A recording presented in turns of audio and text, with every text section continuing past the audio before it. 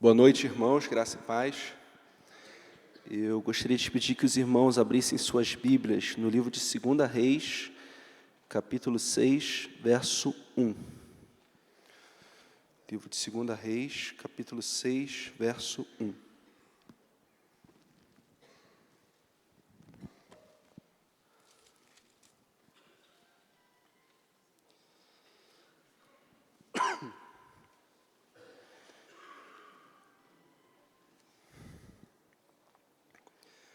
Sempre que eu sou chamado para pregar, acho que o primeiro desafio é qual texto, né? E esse texto, essa semana, ele falou muito ao meu coração. Então, eu espero, pela graça de Deus, também poder ser canal do Senhor para falar ao seu coração. 2 Reis, capítulo 6, verso 1, diz assim a palavra do Senhor. Os discípulos dos profetas disseram a Eliseu: como vês, o lugar onde nos reunimos contigo é pequeno demais para nós. Vamos ao Rio Jordão, onde cada um de nós poderá cortar um tronco para construirmos ali um lugar de reuniões. Eliseu disse: podem ir. Então um deles perguntou: não gostarias de ir com os teus servos? Sim, ele respondeu, e foi com eles. Foram ao Jordão e começaram a derrubar árvores. Quando um deles estava cortando um tronco, o ferro do machado caiu na água. E ele gritou: ah, meu senhor, era emprestado. O homem de Deus perguntou: onde caiu? Quando o homem lhe mostrou o lugar, Eliseu cortou um galho e o jogou ali, fazendo o ferro flutuar, e disse: pegue-o. O homem esticou o braço e o pegou. Senhor, meu Deus, meu Pai, está aqui a Tua palavra, está aqui o Teu servo, está aqui o Teu povo. Que o Senhor, através de mim, possa abençoar a todos nós e que Teu amor e Teu Santo Espírito permeiem nossos corações. E em nome de Cristo Jesus que oramos e agradecemos. Amém. Quando a gente olha para esse texto, né, eu não sei se você tem essa impressão, eu pelo menos tenho. A primeira vez que ele saltou aos meus olhos, eu fiquei olhando assim e falei: mas por que essa história está na Bíblia? Porque é uma história tão simplória, um negócio tão... né? Por que isso aqui está na Bíblia? Aí eu fui analisando e vi que tem uma série de coisas aqui, né? O que está acontecendo? Vamos recapitular um pouco.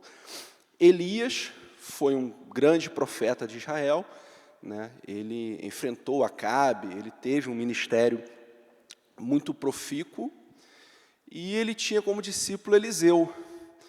E quando ele estava para ser arrebatado aos céus, né, só lembrando que Elias não sobe um carro de fogo que separa ele de Eliseu, ele sobe num redemoinho, né? Os dois estão conversando, e Elias vira para Eliseu e fala assim: olha, eu estou para ser levado de ti, você tem alguma coisa que eu possa fazer por você? Você tem alguma coisa que você queira? E Eliseu fala: eu quero a porção dobrada do teu espírito. E Elias olha para ele e fala: dura coisa tu pediste, mas se você me vir subindo, né, Deus vai te conceder. E é isso que ocorre, até porque Elias, ao longo da sua vida, ele vai realizar 7 milagres, e Eliseu vai realizar 13. Só que fica faltando um para ser o dobro, né? Só que um dia, quando os filisteus estavam atacando Israel e eles estavam indo enterrar alguém, né, o morto cai no chão, né, as pessoas ficam com medo dos filisteus, rola, bate nos ossos de Eliseu, ressuscita. Então Eliseu ele completa ali, Deus através dele, né, os 14 milagres, ou o dobro da porção do espírito de Elias. E essa cena aqui é muito interessante, porque essa cena ela começa com as pessoas insatisfeitas com o lugar onde eles estavam, né? A igreja era pequena, né? Diz o texto, né? Versículos 1 e 2, os discípulos dos profetas disseram a Eliseu: como vês, o lugar onde nos reunimos contigo é pequeno demais para nós. Vamos ao Rio Jordão, onde cada um de nós poderá cortar um tronco para construirmos ali um lugar de reuniões. Eliseu disse: podem ir. Então eles olharam um assim para o outro e falaram assim: gente, isso aqui não é do tamanho da PIB do Brás, né, é uma capelinha pequenininho, né, está pequeno para a gente, então vamos lá no Rio Jordão, a gente vai recolher, cortar lenha, cortar árvores, e a gente vai construir um templo. E é interessante que eles falam para Eliseu, e Eliseu, né, como profeta ali, diz, podem ir.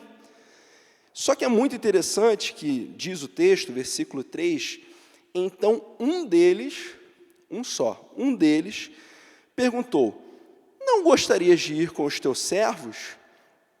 Sim, ele respondeu. Eu acho isso interessante, porque a ideia de construir um novo templo foi de várias pessoas, mas chamar o profeta foi umzinho. Quem foi? Não sei. Alguém ali deve ter olhado para Eliseu, não sei se ele estava tímido, não sei se alguma coisa, mas olhou assim, poxa, acho que ele quer ir com a gente. O senhor quer ir com a gente? Quero. E foi. E aí, versículo 4, e foi com eles. Foram a Jordão e começaram a derrubar árvores. Né? Como aqui está no plural, possivelmente o próprio Eliseu ele também estava cortando árvores ali junto com eles, até porque a gente vai ver mais na frente que ele também está cortando. Então, ele está ali junto com eles, ele está colocando a mão na massa. Né? Só que no versículo 5 acontece algo assim, um tanto quanto complicado, que diz o texto, quando um deles estava cortando um tronco, o ferro do machado caiu na água e ele gritou, ah, meu senhor, era emprestado. Né? Desculpa. Hoje, o machado, eu acho que não é algo muito caro, não sei, quanto é que deve custar um machado hoje? R$100? Você passa no cartão de crédito, parcela em 10 de 10 e está tudo certo. Né? Só que nessa época, a metalurgia não era algo desenvolvido. Então, um machado trazendo para os dias de hoje seria talvez aí o preço de um Celta aí, 2012, 2015, né, mexendo na inflação aí.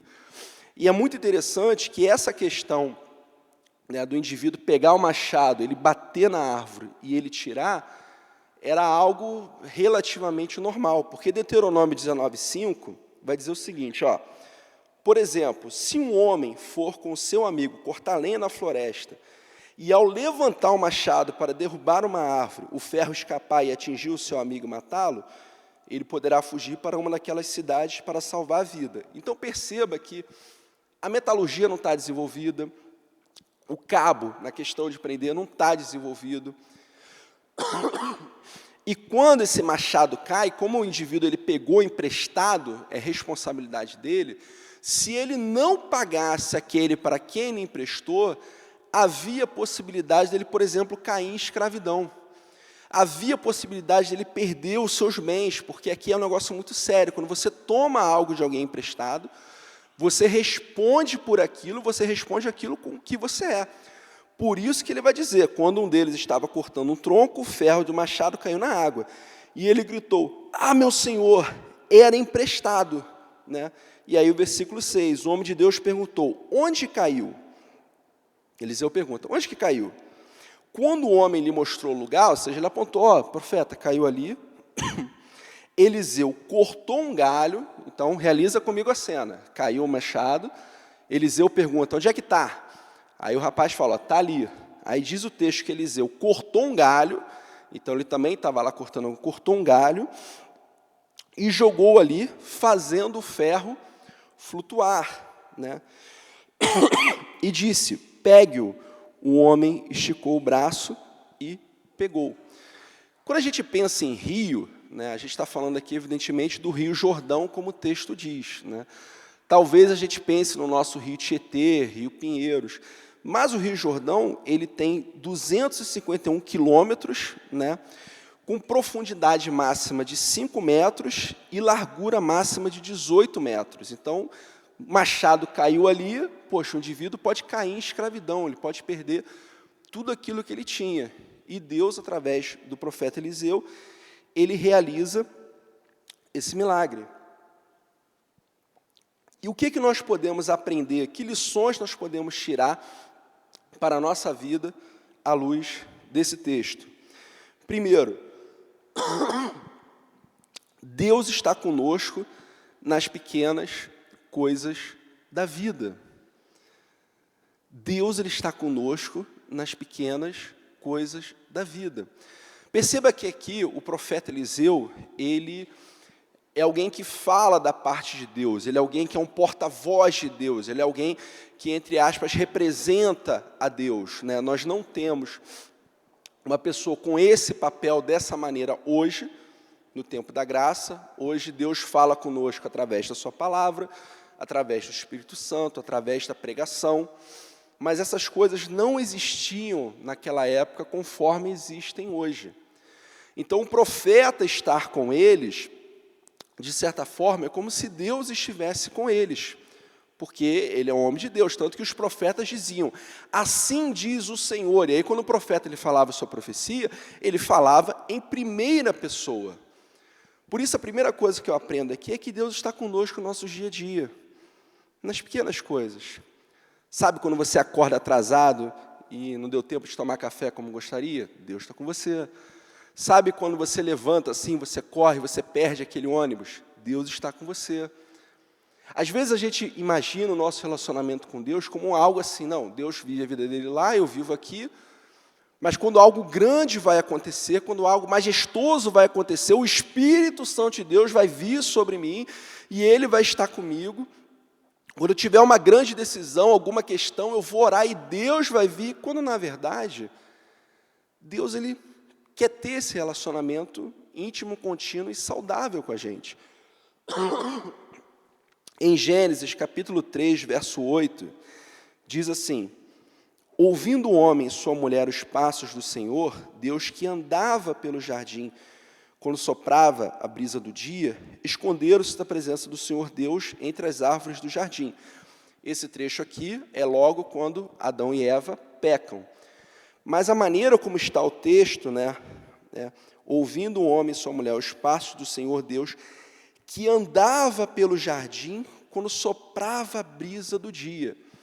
Alguns entendem, para mim faz sentido, de que quando nós tínhamos o jardim do Éden, Adão e Eva, e não havia o pecado, que à tardezinha, não sei, vou chutar aí umas 5 horas da tarde, diz o texto, quando soprava a brisa do dia, Deus ia lá e sentava com Adão e Eva. Oi, tudo bem? E aí, como é que vocês estão? Como é que passou o dia? Eu sei que para a gente é um tanto quanto esquisito, a gente não consegue imaginar muito bem. Mas a ideia do texto aqui, de Gênesis 3:8, é que Deus ele se relacionava com Adão e Eva de forma diária. Isso aqui não é um momento específico que Deus veio porque eles pecaram. Não. Deus tinha um relacionamento com eles. Soprava a brisa do dia, provavelmente o finalzinho da tarde, e Deus ia lá e conversava. Tudo bem? Como é que você está? Como é que estão as coisas? Óbvio que Deus é Deus, ele já sabe de tudo, Ele não precisa perguntar, mas ainda assim Deus tinha prazer em se relacionar com a sua criação.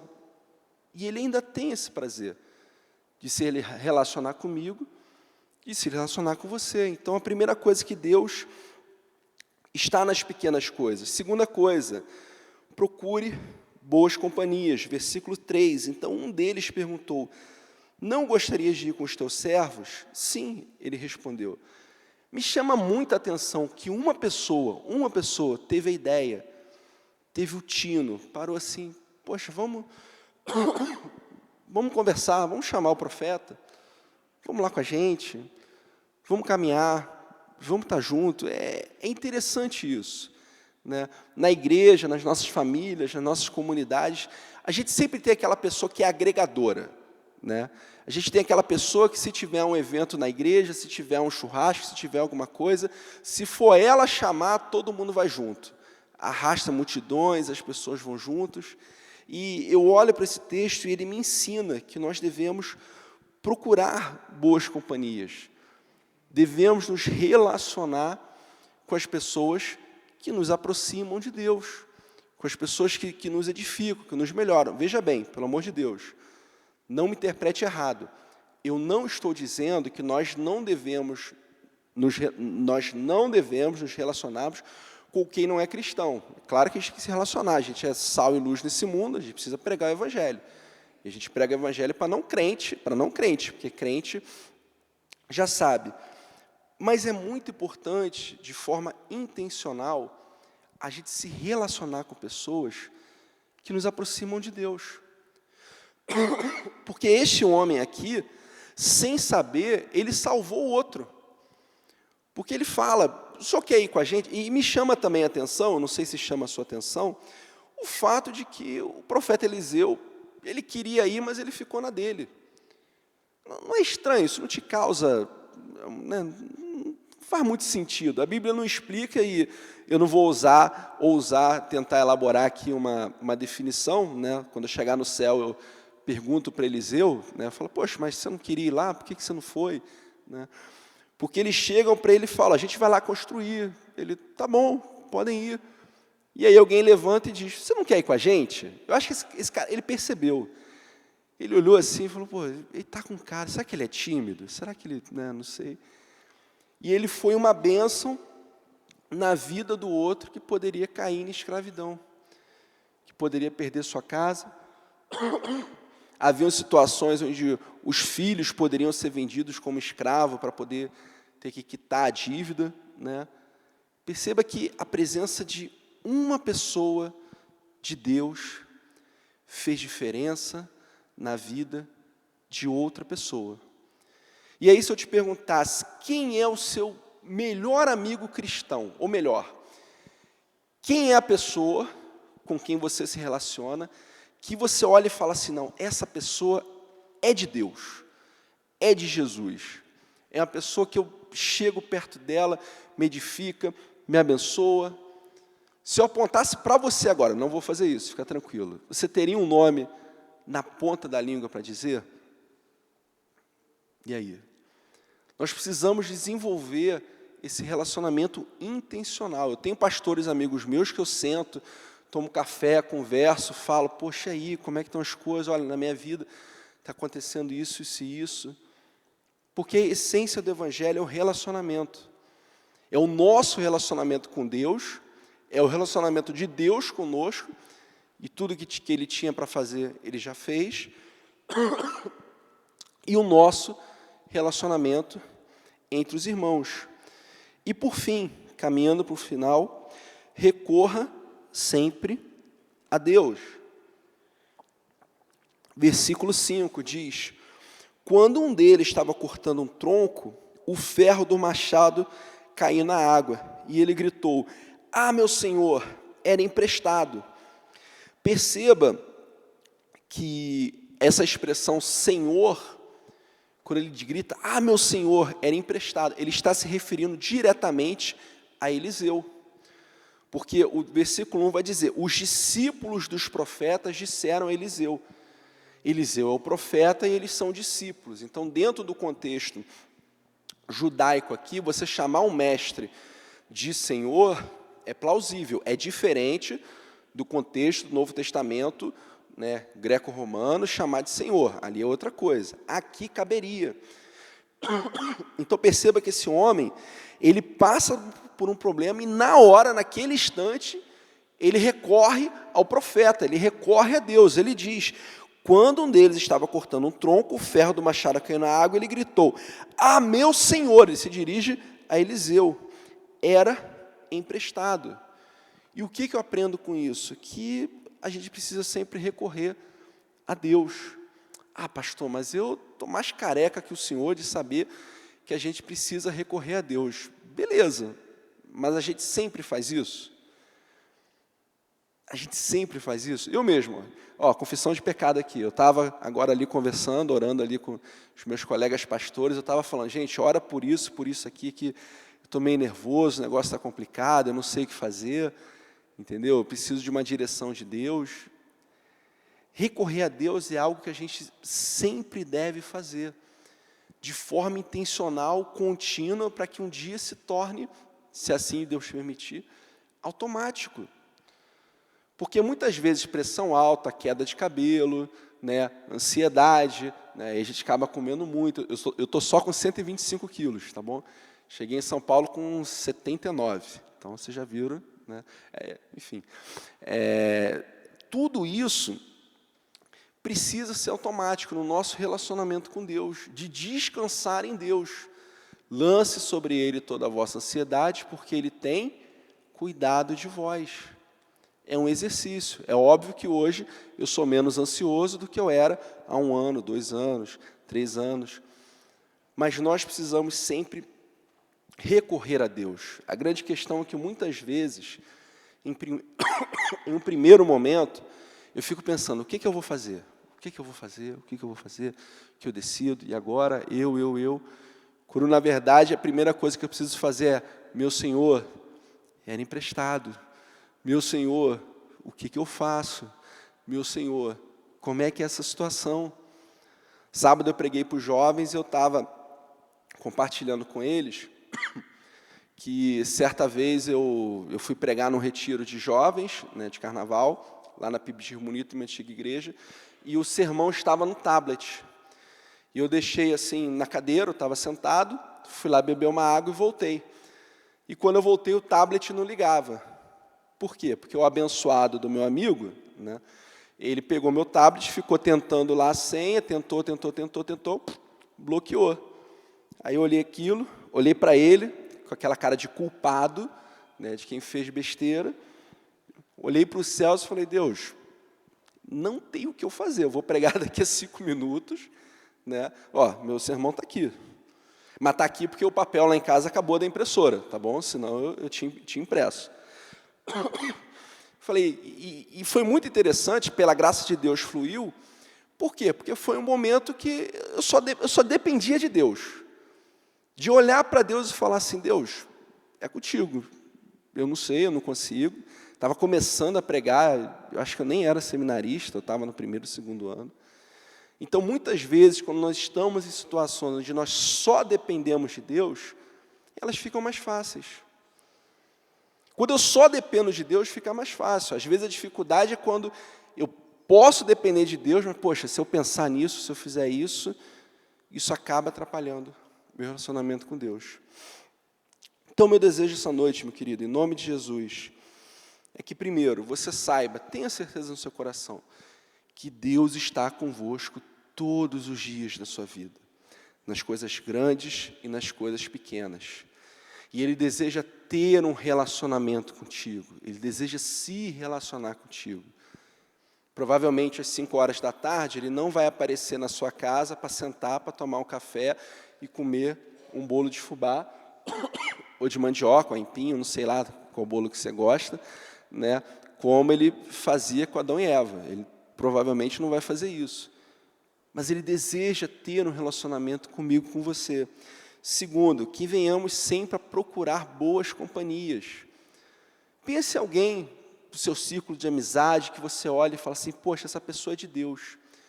Faz tempo que a gente não toma um café, faz tempo que a gente não bate um papo, faz tempo que a gente não come uma pizza, né? Faz tempo que a gente não faz algo. Inclusive, se um dia alguém aqui quiser comer uma pizza lá em casa, as portas da minha casa estão abertas, e elas estão abertas porque você vai levar a pizza, né? Então você não vai conseguir abrir, né? Mas, né, meia mussarela, meia calabresa, para ficar tranquilo, né? O básico que abençoa, está tranquilo, né? E por fim, recorra sempre a Deus. Recorra a Deus, que Deus seja o primeiro. Poxa, eu estou com esse problema aqui, mas se eu fizer isso, eu resolvo. Não. Ora. Tem um trecho da palavra de Deus, e aqui eu já caminho para encerrar, que eu acho muito interessante. Eu não vou abrir aqui para não demandar tempo, mas assim que Davi... Os irmãos já perceberam que eu gosto de Davi, né? Um cara gente boa, vou bater um papo dele quando chegar no céu. Mas tem um trecho muito interessante, que assim que ele assume o reino de Israel, ele toma posse, ele assumiu o rei, né? Os filisteus o atacam. E aí, quando os filisteus o atacam, ele ora, Deus, os filisteus estão me atacando, o que eu faço? E, em um primeiro momento, você olha e fala assim, não, mas peraí, os caras estão vindo me atacar, eu vou orar para... É óbvio que eu tenho que atacar, mas ele ora. E Deus fala, não, vai lá e ataca. E ele vai lá e ataca. Só que os filisteus vêm uma segunda vez, e ele ora de novo. Deus, os filisteus estão me atacando, e o que eu faço? Aí Deus dá uma outra resposta. Deus fala, ó, você vai dar a volta, e você vai ficar ali perto das amoreiras. E aí, quando você ouvir passos por cima das árvores, sou eu indo à sua frente. E você vai atacar. E você vai vencer. percebe que, mesmo no óbvio, a gente precisa buscar a Deus? Que mesmo no óbvio, a gente precisa recorrer a Deus? Que nós venhamos, à luz dessa palavra, ter um relacionamento mais íntimo com o Senhor. Amém? Pai, muito obrigado por essa noite. Que tudo que foi falado aqui gere mudança em nossas vidas e que nós possamos viver para a Tua glória em tudo. Pai, que nosso relacionamento contigo seja cada vez mais íntimo. E em nome de Cristo Jesus que oramos e agradecemos. Amém.